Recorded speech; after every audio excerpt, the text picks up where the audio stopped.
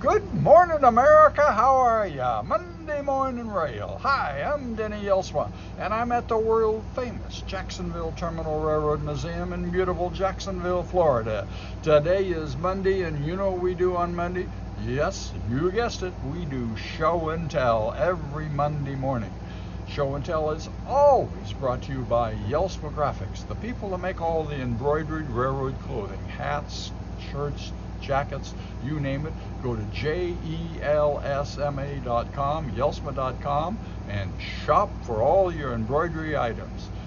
Now, what I'd like to say is that every Monday you could stop by the world famous Jacksonville Terminal Railroad Museum, and if you'd like to have an autograph, number 2, you've seen him on our show and tell. He has 8x10 glossies. He'll be glad to sign those on Monday.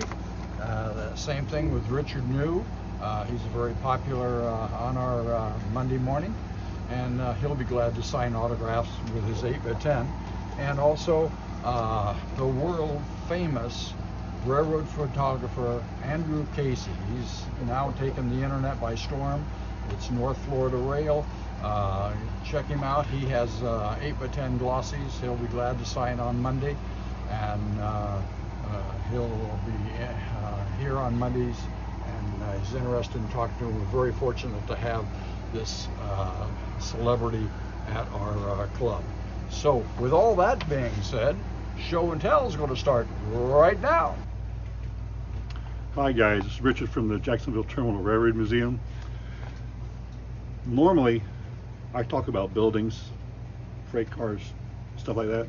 Good stuff, you know, stuff that me and you like. But today, hold on to your hats, I'm talking about a passenger train. My passenger train. It's scary, I know. Believe me, I am not Denny, but I do have a passenger train here. When the idea originally hit me, Mikey just asked if I wanted him to build me a passenger train. And I thought, well, my grandfather, like I mentioned on one of my previous videos, my grandfather worked for the Seaboard Airline. So in honor of him, I chose a Seaboard passenger train. Bright, shiny, silver one. So we'll get to that in a minute. But right now, some background on the Seaboard Railroad. Seaboard Airline Railway formally came into being on July 1st, 1900. The company's predecessor lines had been under common control for decades and had used the Seaboard Airline label as early as 1871. I didn't know that. That's news to me. That was cool. Anyway, Seaboard's early system included many important east-west lines, but true to their name, Seaboard, most of their traffic was heaviest down the Atlantic coast into Florida. By the time of the 1920s Florida land boom, Seaboard stood shoulder to shoulder with their competitor, the largest competitor at the Atlantic coastline, moving heavy freight and passenger traffic to and from New York and Florida. While Seaboard's north-south main line began at Richmond, as did the Atlantic coastlines, Seaboard took a more southwesterly course to Raleigh, Hamlet, Columbia, over to Savannah, and from there it paralleled the ACL into Jacksonville.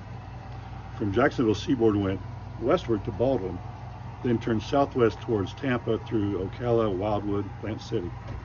South of Tampa, trains reached St. Petersburg by circling Tampa Bay. They had to head back north, then east, and down south around to St. Petersburg.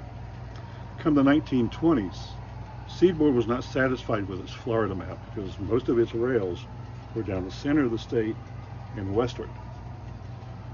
The big passenger market for Sunshine State was Miami, and Seaboard wanted some of that. Miami had been targeted to wealthy northeasterners who wanted to escape the snowbound winter to Florida's more balmy coast. Living in Florida, it's not really balmy here anymore, it's just hot. But anyway, starting in 1924 just south of Wildwood, Seaboard extended southeast to Sebring, then ran along the north side of Lake Okeechobee to West Palm Beach. From there, they paralleled the Florida East Coast and competing Atlantic coastline passenger traffic into Miami by 1927. The Seaboard inaugurated this new route with their Orange Blossom Special, a popular winter season all Pullman train. Seaboard can now boast as the only Florida service with both East and West Coast service in Sunshine State. ACL didn't have that. However, the Great Depression of the 1930s derailed Seaboard's overall financial health. Ever since the Florida land boom went bust in the mid-20s, Seaboard had been in financial trouble because they were unable to meet their high fixed charges for the Miami extension and some other investments. And in December of 1930, a creditor sued to recover payments owed, and Seaboard was placed in receivership, which would last about 16 years. Seaboard was the first railroad to go bankrupt in the Depression. Although Seaboard had to generally pinch its pennies during the receivership, the receivers in charge pursued any new idea to bring money and fresh business and a return to solvency, even if that meant spending money. But they had to get permission to do that. For example, for the 1933-34 winter season, Seaboard and the Pullman Company completely equipped the Orange Blossom Special with air conditioning, and the Seaboard claimed the advertising title "First Air-Conditioned Train in the South." This marketing success led the Seaboard to have completely air-conditioned trains. These are heavyweight trains now, by the 1936-37 winter season. Okay, over time, with the railroad's passenger traffic slowly recovering, new excitement for the traveling public arose when the Chicago, Burlington, and Quincy at Western Railroad introduced their articulated stainless steel Burlington Zephyr. The Seaboard receivers noticed their adoring crowds clamoring to pay for a ride on this new glamorous train. So, on the afternoon of February 2nd, 1939, a sparkling new 7-car streamliner stood ready at New York's Pennsylvania Station, ready for its first departure for the South. That's this model here.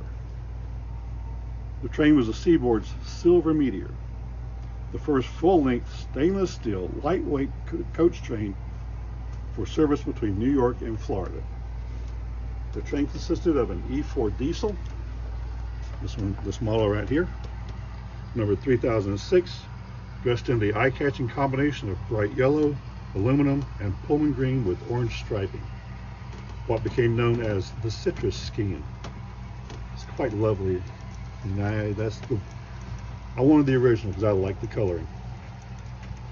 Completing the ensemble, the unit next door here is the B unit that came later in time, not part of the original consist. But I had it, so I put it on.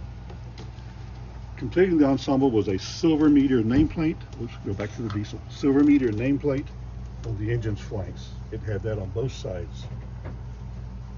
Later on, the Seaboard inaugurated a Silver Star and a Silver Comet, and I believe each of those trains, the lead engines had their name on the side of each of those leading diesels.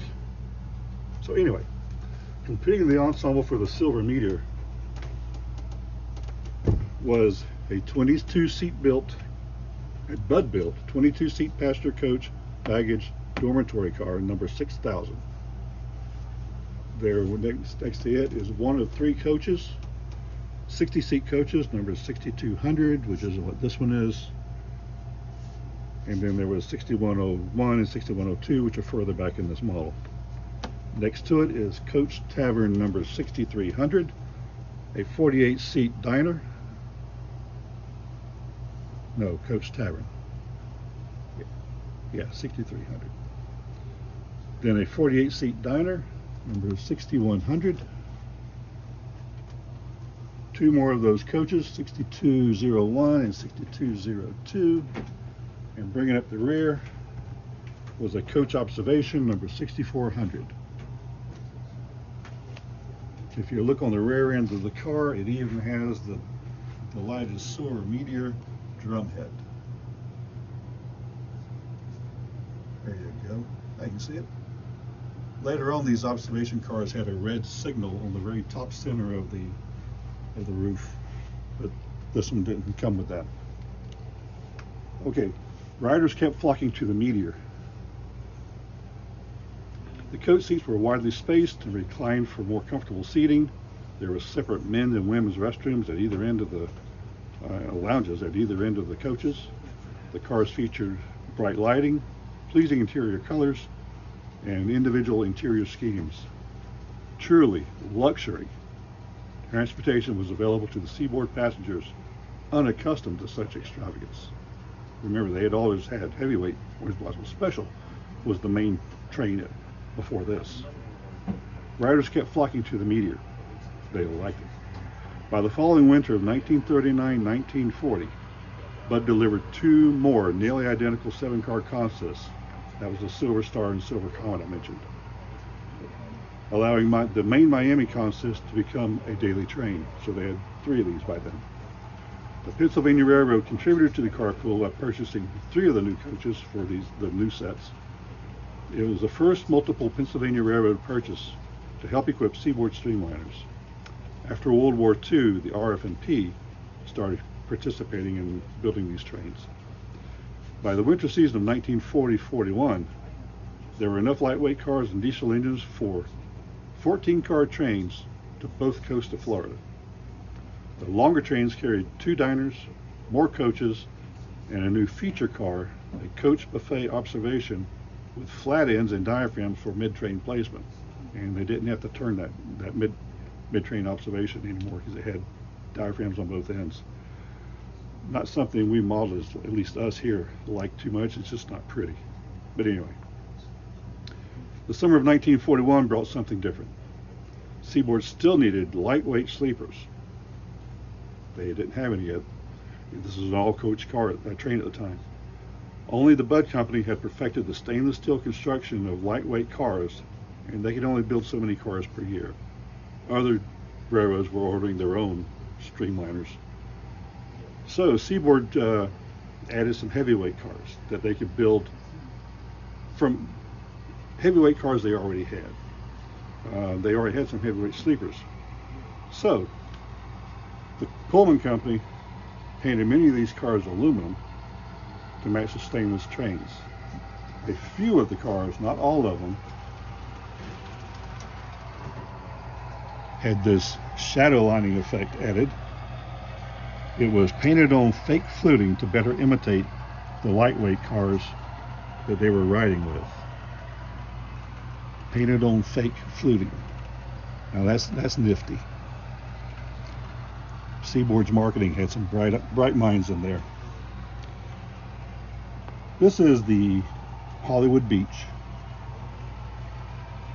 No, yes it is, Hollywood Beach. This name would eventually leave this car and go to another one in the future, and we'll get to that. But the shadow lining effect is what I wanted to talk about. Just a heavyweight car, painted silver or aluminum, with fake fluting painted on it. Nifty idea. Okay. Just as Seaboard entered the 41-42 season, the United States entered World War II. Due to wartime materials constraints and transportation needs, most all-new diesels and car orders came to a halt. Seaboard publications became very somber reminders of the war effort, stating firmly that Uncle Sam and his war needs come first, which made sense. Unable to obtain new equipment, Seaboard helped itself by converting several of its older diners into coaches or buffet coaches. A few of these cars were painted an attractive 2-tone gray, like Lake Chicot here, or Chicot. I'm not sure how you pronounce that. C-H-I-C-O-T. Anyway, they converted some of their older diners into coaches or buffet coaches.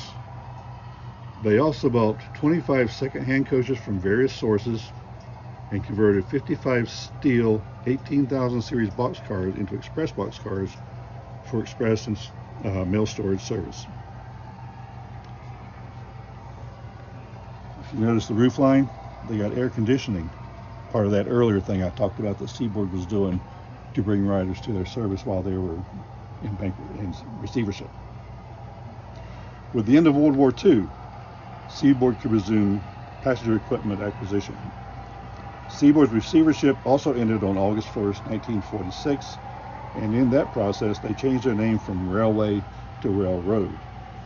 Around this time, the RF&P joined in the effort with Seaboard and Pennsylvania to help equip Seaboard's Silver Fleet. Seaboard pinned great hopes on the new equipment to draw post-war travelers to ridership, even though by this time private auto travel for vacationing families and commercial airlines were making inroads on passenger revenues. The end is in sight. In the summer of 1949, Seaboard finally received its first lightweight sleepers. Most were of the 10-roomette 6 double bedroom variety. With the Silver Meteor remaining the preeminent Seaboard liner, it got first dibs on any new cars. That's the way that stood for the entire Seaboard coastline. Seaboard Airline Railroad remained its own entity. For the 1950-1951 winter season, Seaboard arranged car assignments between the Silver Meteor, Silver Star, and Silver Comet to make the Meteor completely lightweight, all the way from New York to Miami. In the August of 1950, another move to relieve its continuing lightweight coach shortage, Seaboard purchased 8 Bud coach lounges from the C&O. This lovely color scheme here. Although built in 1948 for the planned Chessie Streamliner, the cars had barely turned the wheel. Apparently Chessie got the entire passenger train built and then sold it. Various cars went to various railroads. Seaboard got 8 Bud coaches like this one here. Built with 36 reclining seats in the coach section along with a small 8-passenger lounge at one end, Seaboard rebuilt 5 of these cars into full 50-seat coaches. One of the last orders for Seaboard was the 1956 Pullman Standard order for 3 Sun Lounges. In my opinion, the best of the cars. Named Hollywood Beach, like that earlier Shadowline car, they took the name Hollywood Beach from that car and applied it to this car. There was also a Miami Beach and a Palm Beach. These 5 double-bedroom bar lounge cars featured a glassed-in roof right up here over a large ceiling-height lounge area with high solarium windows and a special Florida motif interior decor, down to special sand-colored carpeting with seashell images. We got an image of that right here. Hold on a minute.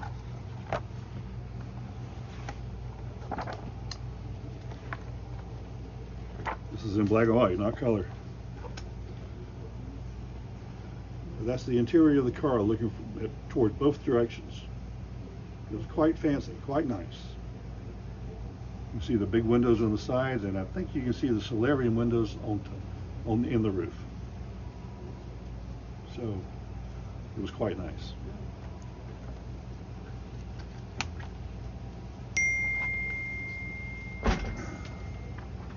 So, Seaboard said the lounge space provided a glass roof and expanded visibility like a dome car, yet fit within the tight clearances from Washington northward. A car with a dome on top just wouldn't fit through the tunnels that were there at the time.